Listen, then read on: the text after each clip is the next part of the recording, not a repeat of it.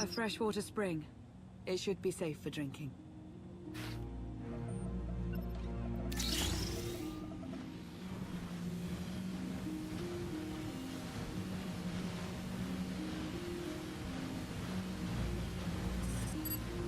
So the Eternal Fleet overwhelmed both the Republic and the Empire. What was the result? Both sides are forced to pay a heavy tribute to Zakul, mainly raw materials and resources. They're also held under an arms limitation statute. The Empire and the Republic are both breaking it, of course, but they're still incapable of challenging the throne directly. Who's in charge of the Republic now? Suresh reached the end of her term limits recently, but her replacement is a carefully selected puppet. She still runs things, even if she isn't officially the Chancellor anymore. And the Empire? Only one member of the Dark Council remained after the chaos. Darth Asina. She now rules as Empress of the Sith. Both sides see this only as an opportunity to eliminate one another at a time of weakness, instead of combining what strength they have.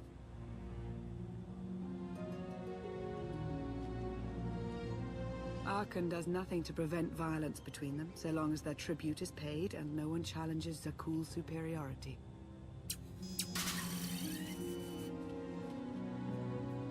Even after all this time, Suresh is ruining the Republic. Something needs to be done. Suresh and her lackeys aren't our most urgent concern. Their resources can't help us, not yet. Powerful Zakulan battle stations have been placed in orbit around key worlds to watch for possible uprisings. But there are no ongoing planetary occupations.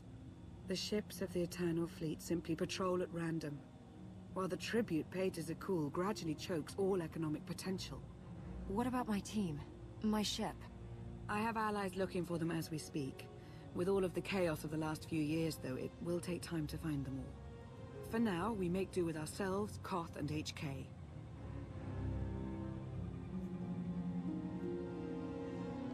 You obviously put a lot of thought into getting me out. Did you think about what would come after?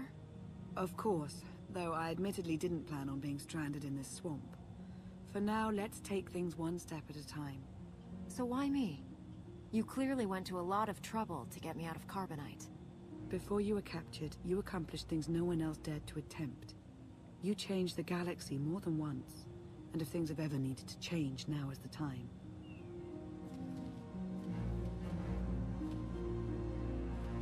But there is something else. I felt it since the moment I found you in Carbonite. There's a power in you. Something new. It's elusive, but I know it's there. I think you're right, Lana. I think the Emperor, Valkorion, is in my mind. What? After he died, there was a storm of energy. I barely even remember being thrown into the carbon freezing chamber. And then, while I was frozen, I saw things. Dreamed about him. About everything that happened while I was gone. It can't be. If he were controlling you, I'd know it. I certainly saw enough of it on Ziost. I don't think he's trying to control me. Not directly, anyway. He was trying to convince me to work with him.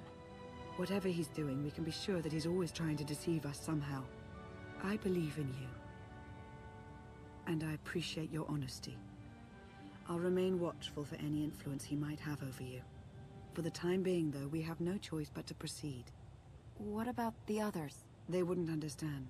And like you said, we really don't know anything for sure yet. Let's keep the matter between us for now.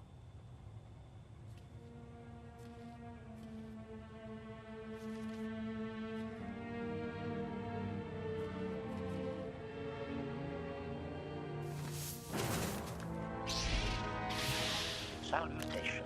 It is a pleasure to see you again so soon, Masters. I have encountered minimal resistance in my patrol. How minimal?